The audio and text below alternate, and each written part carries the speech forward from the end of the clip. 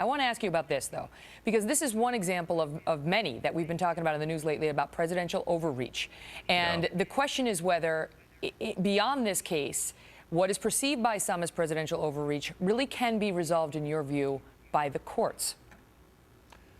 Well, the courts are not a quick remedy. I mean, this was done 2 years ago, and we're just now finally before the Supreme Court. But the president, as you point out, Megan, is sort of routinely deciding which parts of various laws he wants to comply with.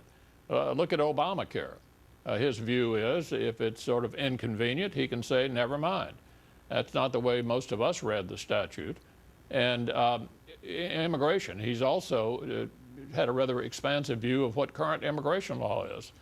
It seems to me the president is busily at work trying to acquire power that he doesn't have. And it really began when he lost the House in 2010.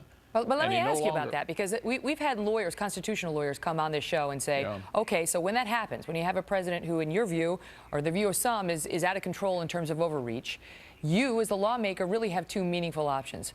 And the main one that has been used historically is try to impeach him. I mean, is that ever considered, as opposed to running into the courts and trying to get them to do it? The other one is to try to defund the president's legislations, which, of course, you guys have tried before. Yeah, defunding is a less dramatic response. The challenge there is the U.S. Senate is in Democratic hands, and they basically, enable the president to do all of these things. And it's very difficult through the funding mechanism to push back against them. Yeah, we've seen